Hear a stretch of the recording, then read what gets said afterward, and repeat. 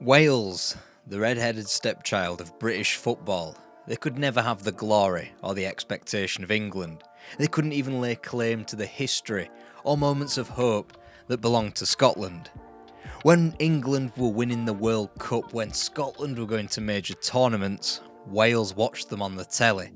They spent a literal lifetime in the wilderness between 1958 and 2016. This is a film about those times.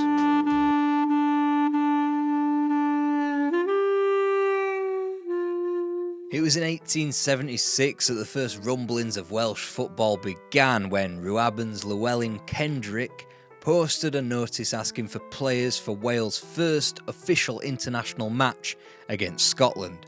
After a series of lock-ins in Wrexham pubs, the FAW was established, although not everyone would get on board, with the rugby playing south and football playing north factions extending the bitter divide for decades to come. Upon the establishment of the home championships, 4-team tournament between England, Wales, Ireland and Scotland, Wales would nick the odd one and largely be the third best team on the Isles.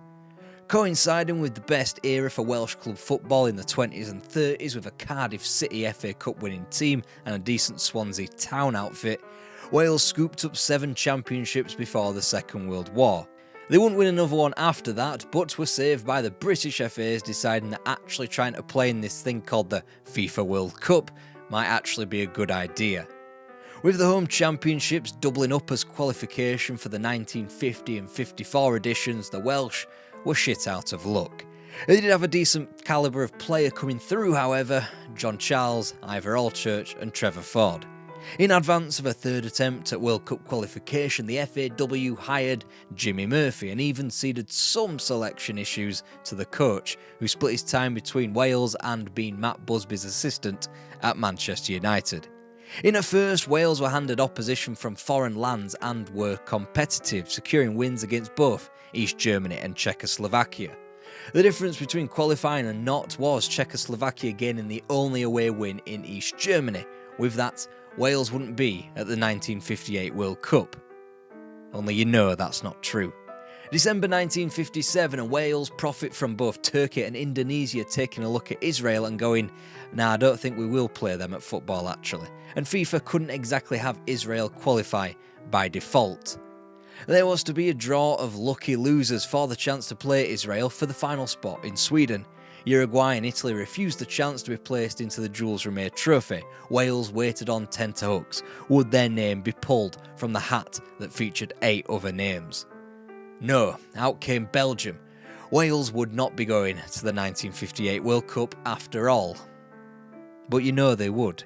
And it's because Belgium also refused the match after their name got called out, which begs the question: why waste everyone's time, lads?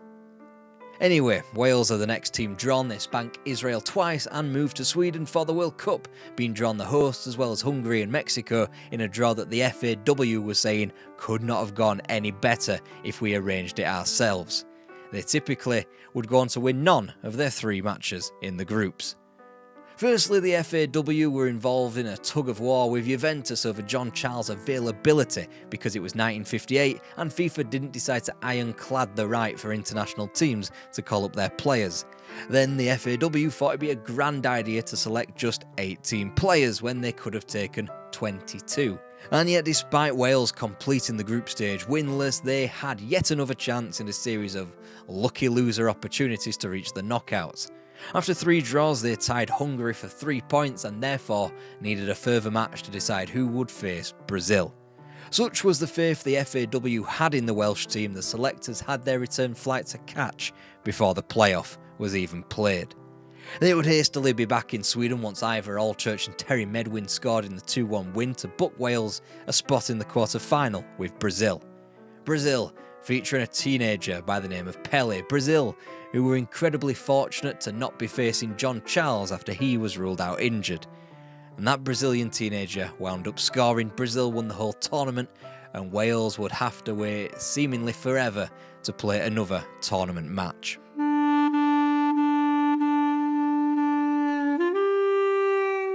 The more the 1960s wore on, the more it was obvious that the John Charles generation was over. There wasn't anybody to take on their mantle, and the FAW had a big problem with English clubs not releasing Welsh players for internationals. Wales constantly performed with one hand tied behind their back, bowing out of the 1962 World Cup qualifying because Juventus wouldn't release John Charles. When he moved back to Leeds United so he could be picked for his national team, he and Wales faced the same problems as Don Revie refused Charles' request to play in Wales' Euro 1964 qualifiers with Hungary, which they predictably lost. Wales overhauled themselves, youthened up their squad and hired a new coach in Dave Bowen for the second half of the decade. They'd lose to an amateur Denmark and join Belfast to confirm a 1960s completely devoid of tournament football. Before the 1970s were allowed to pitch up, it was obvious that Wales wouldn't be at the 1970 World Cup either, given that they were drawn Italy, East Germany and only one nation would go through. Their fate was sealed at the draw. They achieved 0 points and were therefore ranked 26th out of the 32 European nations who attempted to qualify for Euro 72. At this point, Wales were still sharing Dave Bowen with 4th tier Northampton Town. Hardly a look that screams, we're going to rule the world, or even, let's try to even qualify for something, shall we? Euro 1972 meant grabbing a couple of wins over Finland, performing admirably at home to Romania and Czechoslovakia before being ultimately found out away from home. The 1974 World Cup meant going to Wembley and actually getting a point, but losing in Poland as both home nations stayed at home. Under all adversity though, it was promising, so the FAW stuck their neck out to renew Dave Bowen's contract as a full-time manager. However, the man who had coached 11 wins out of his 56 matches in charge turned them down. Ouch. Nonetheless, the FAW had their backup in company man Mike Smith, who previously headed up the association's youth coaching. He knew the players progressing through the system, he actually analysed opponents, and he actually had time to perform his job full time. They had to cure their problem of going to the continent and floundering. Whilst they led in Vienna, they ultimately lost 2-1 in the second half. After securing the points at home against Luxembourg and Hungary, a trip to the latter in April 1975 was arguably the most crucial game left. It was a night of Welsh maturity as Terry Yorath commanded the match as captain and Johns Toshak and Mahoney scored the goals in a 2-1 win. The formalities away in Luxembourg left an all-or-nothing tie at the racecourse ground at home to Austria. A point and Wales would be through to the quarter-final playoffs. Funny what a bit of success can do, as Wrexham's ground was sold out and Wales had a full allotment of players to choose from. Arthur Griffith's goal was enough, and in Wales' centenary year no less, they would draw Yugoslavia for a spot at Euro 76. Second leg at home, the plan in Zagreb's first leg was to sit tight and play defensively. That plan shot out the window like a bullet inside 45 seconds as Wales went down 2-0. They were only in the tie thanks to the miraculous string of saves from Di Davies, but 19 minutes into the second leg the dream was over yet again. Yugoslavia won and converted a hotly contested penalty, which left Wales needing 4 goals in 71 minutes. Ian Evans found one, Terry Yorath had a penalty to find another, but missed. No qualification, but finally a slice of optimism, even if UEFA did insist on Wales playing future UEFA fixtures 200 kilometres away from Cardiff after crowd trouble in the playoff. You couldn't get enough optimism around this time though, as Wales eliminated England from UEFA's Under-18s Championship, and coach Mike Smith was cultivating a culture in the squad that was built around frontman John Toshak. Drawn Czechoslovakia and Scotland in 1978's World Cup qualifying, Wales were given the perfect opportunity to show how much they had matured. Even without Toshak, they sunk the European champions. Czechoslovakia, that is, not Scotland, you absolute lunatic. In probably Wales' finest display of the 20th century, in a 3-0 win. It would be Wales' only points of the campaign. Outside of the obviously insane idea to contest the Scotland-Wales match at neutral Anfield on the grounds of safety, Wales were left smarting on the field after a late penalty was awarded to Scotland. With scores levelled 12 minutes from time and a Wales win perfect preparation for a trip to Prague, Scotland won a penalty for a handball that clearly was performed by a man in a long-sleeved blue shirt. Nonetheless, good news came back from UEFA. The Euros were being doubled in size, so Wales actually stood half a chance of making it. Qualification for Euro 1980 started with 8 goals without reply across 2 games, the perfect start. Until you realise that 7 of those goals were scored against Malta and the other one against a bad Turkey team. All going well in a 4-team group until the other team made themselves known, West Germany. But this was a German team there for the taking after their harsh transition from world and European champions. Still, they got brushed aside in Wrexham in May and twatted in Cologne that October, and with that, the 70s was put to bed.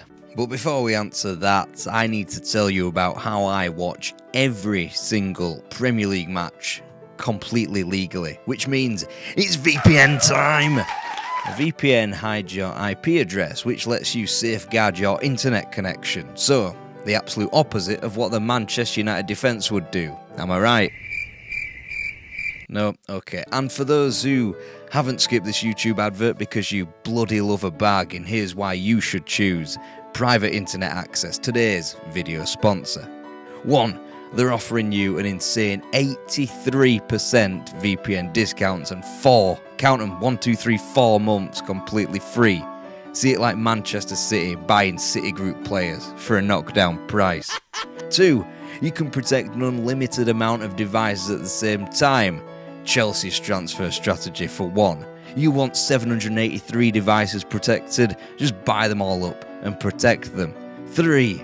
You can access region-restricted content from all over the world 365 days a year. Good news for Spurs fans whose passports are usually back in that cupboard by December. That is private internet access. Links to the discount in the description.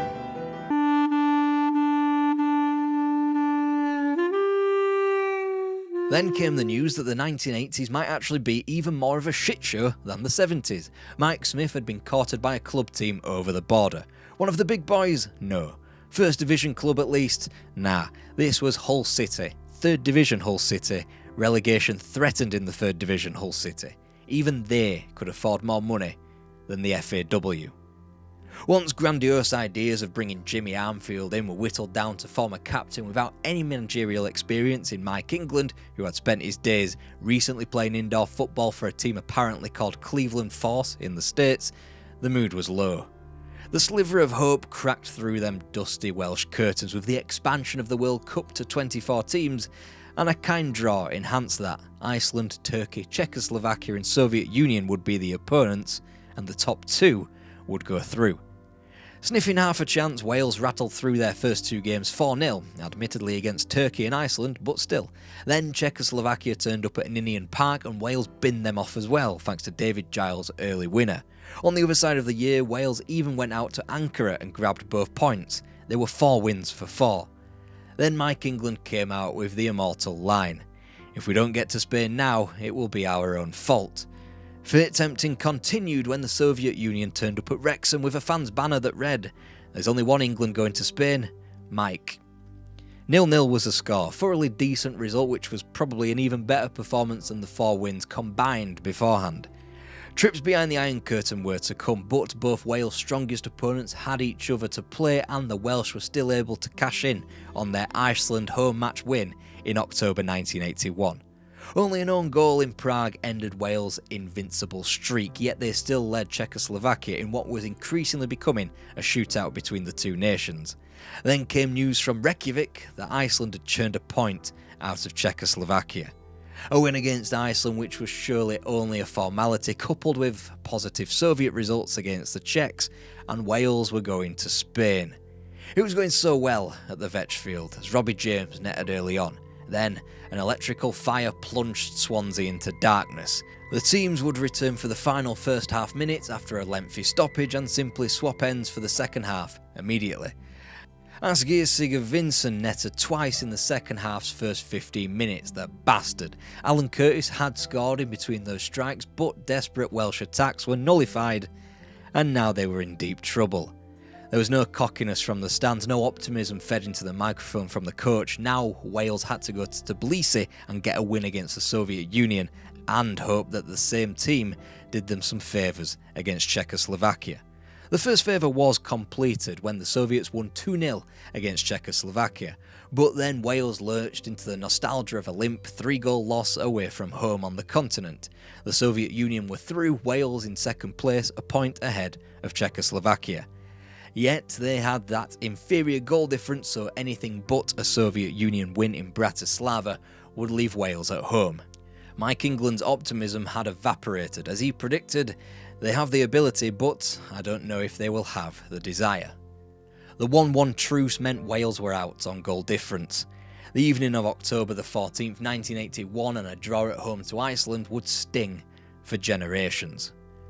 Hope was gone and a transition needed to happen. Players like Terry Yorath and Leighton James were retiring, but a crop that featured Neville Southall, Ian Rush and Mark Hughes were coming through. A draw that pitched Wales with Yugoslavia, Bulgaria and Norway for one spot at Euro 1984 seemed enticing. 4,340 souls at the Vetch Field and 9,006 at the racecourse for Wales' 1-0 wins over Norway and Bulgaria gauged the mood, but equidistant between those was the fighting spirit of a 4-4 draw away in Yugoslavia.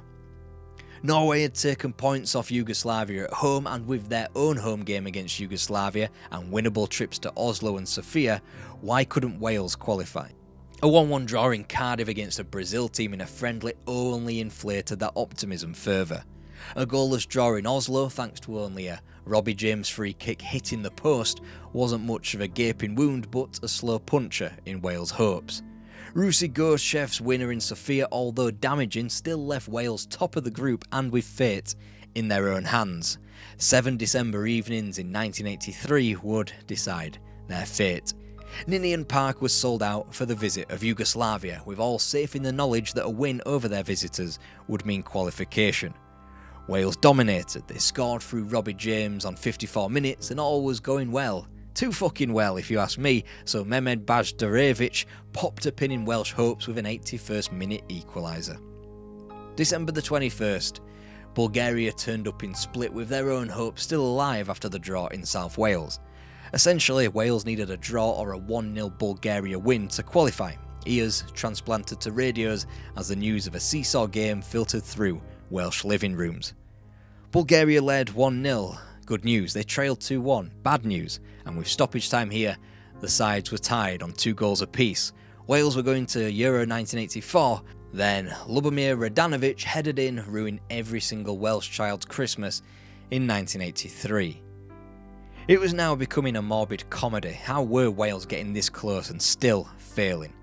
The annulment of the home championships did the FAW finances no good either, and the association was in perilous straits ahead of qualification for Mexico '86. Scotland and Spain were their main rivals. The other team in the group were Iceland, and the last faces Wales needed to be seen after their last encounter. Even more so when Iceland stunned Wales yet again, leaving them frozen in a 1-0 victory in Reykjavik. A 3-0 loss in Seville made things worse. Just 10,000 people turned up at Ninian Park for whatever revenge could be gleaned out of a poor 2-1 triumph over Iceland before the group opened wide open. Scotland and Spain split the points in both matches with one another. Ian Rush grabbed a winner at Hampden and then 2 more in one of the greatest nights in Welsh history. A double either side of a Mark Hughes second sunk the Spaniards 3-0. All roads now led to September the 10th, 1985. A win would, in all likelihood, take Wales into a playoff to face one of Israel, New Zealand or Australia. A draw was no good, and after another late Scottish penalty, a draw is what Wales received. 1977 was sharp in Welsh minds after a decade of near misses and all hope drained. Spain's win over Iceland 15 days later confirmed Wales' elimination, but of course this would all pale into insignificance with the news that Scottish coach Jock Stein had passed away from a heart attack suffered at Ninian Park.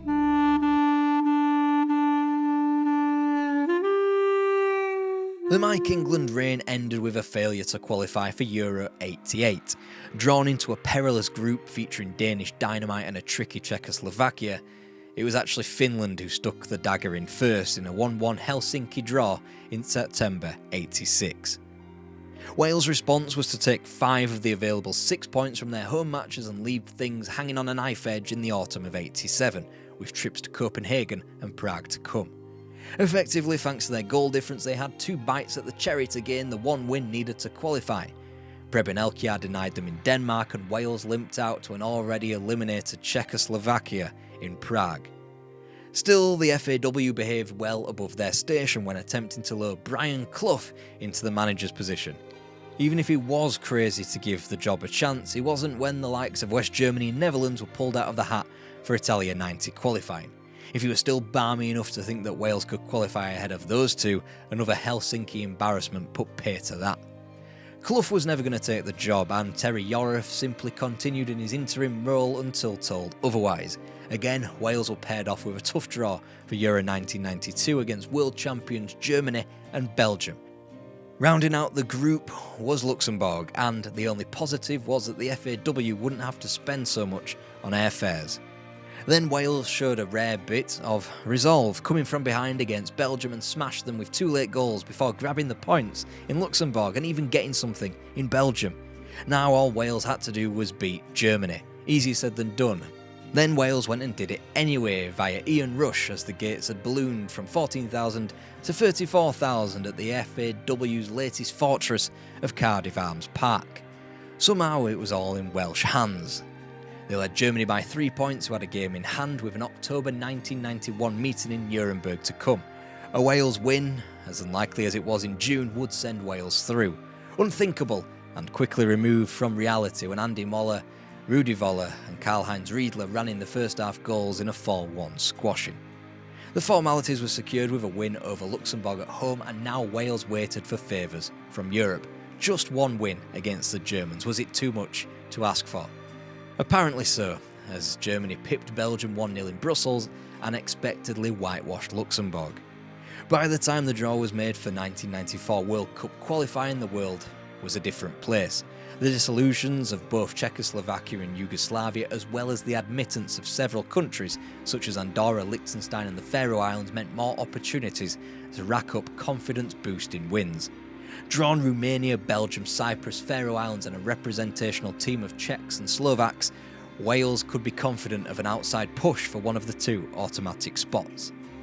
Then Terry Yorath decided to dispose with the sweeper system that had served him well in the past, and they got bulldozed 5-1 in Bucharest. It meant nothing at all, however, as the manager suffered a personal tragedy when his 15-year-old son Daniel collapsed and died due to a rare heart condition. He would return by the time Wales had a crucial trip to Brussels in November 1992. A 2-0 loss looked to have Wales out, but the group's main contenders insisted on taking points off one another. Belgian revenge was assured thanks to Ryan Giggs' first international goal and Ian Rush sealing the points. A point on the road against the Czechs and Slovaks was a good one to have, and suddenly the Welsh path was wide open after a win in the Faroe Islands. 3 home matches to end, and simply put, win 2 of those and Wales were cracking America. Giggs and Rush combined yet again against the Czechs and Slovaks, but it was another draw. Still, a win against Cyprus kept things ticking over and meant another one of those all-or-nothing matches that Welsh football had become famous for. Romania travelled to Cardiff Arms Park needing a point. Wales needed both. Mark Hughes was missing, but Dean Saunders deputised admirably with a goal equalising Georgie Hadji's earlier effort. Momentum with the Welsh, Gary Speed won a penalty 2 minutes after the equaliser was achieved. John Bodin, who had scored so many crucial penalties for the Welsh down the years, now had the kick to send Wales to the World Cup. He hit it well, too well. It crashed against the bar, and Florin Rodicayu went up the other end late on and dumped Wales out.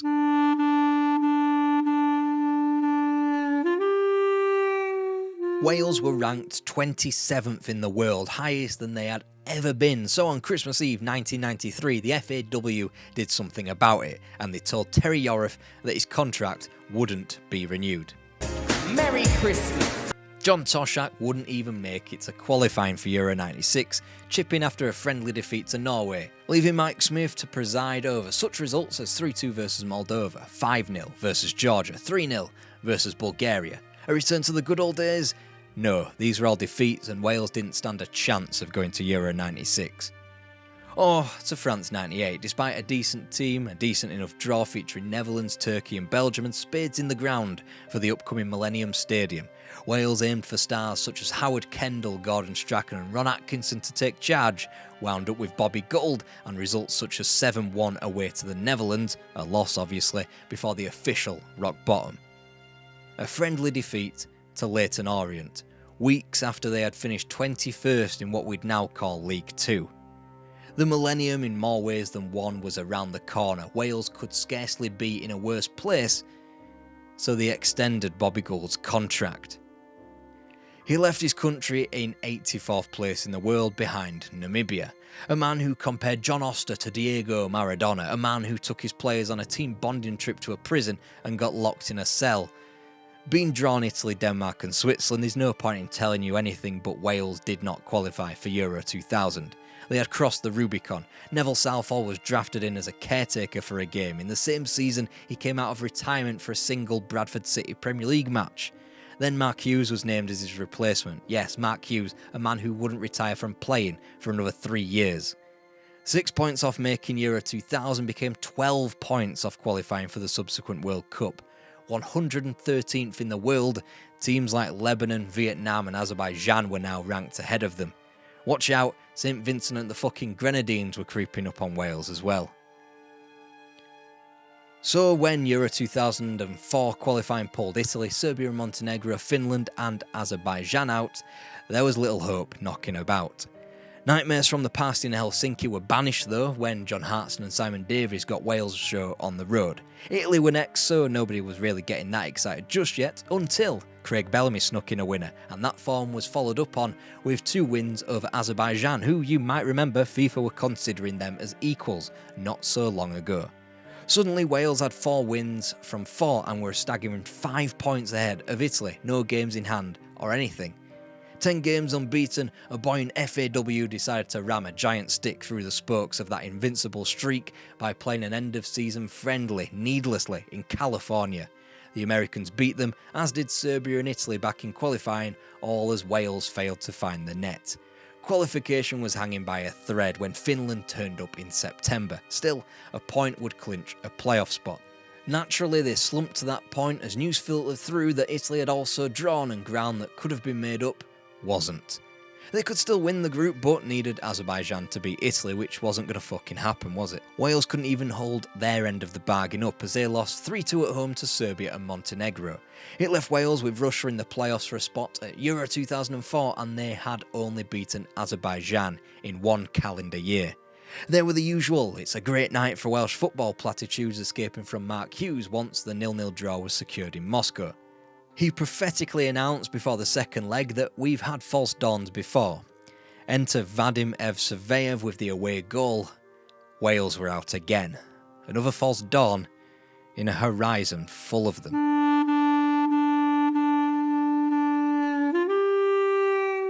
Just when Wales' dawn threatened to creak up into the sky, they lost their managers to another bang-average English club, this time Blackburn Rovers. His successor John Toshak had another stab at ruining his legacy, with Wales accruing 35 points from 34 games in 3 qualification campaigns. Wales were back outside the top 100 in the world and even behind North Korea at one stage, so how on earth did they reach a point where they could qualify for competitions again? It's always darkest before the dawn, they like to say, and the man holding Wales' hand before that dawn was Gary Speed. He got them to within 3 points of qualifying for Euro 2012, had blood Aaron Ramsey and Gareth Bale into important positions in the squad. Another not so near miss, but Wales felt fresh and exciting again. On November 27th, 2011, that promising dawn couldn't have seemed further away when it was announced that Gary Speed committed suicide. Welsh football had to find a way to continue, and through Gary Speed's personal friend Chris Coleman, a successor was found. He carried on his friend's good work and, starting off as another FAW corporate tagline, Wales almost certainly were now together stronger. The daffodils sprouted up again when Wales not only finally qualified for a tournament in 2016, but they went and reached the semi-finals. In the 2020s, Wales and tournament football fit like hand in glove. Another European Championship knockout stage before the World Cup was finally reached. Speaking after sealing the World Cup qualification against Ukraine in 2022, then manager Robert Page said, "I want to dedicate this to Gary Speed. He started this culture 12 years ago, the environment completely changed, and I've inherited that." And after a lifetime spent in the wilderness, it has now become abnormal when Wales don't qualify for a tournament. Brazil beat Wales in the Dragons-only World Cup knockout match in 1958. 12 years later, Brazil became even better. So click on this, our film, on the 1970 World Cup.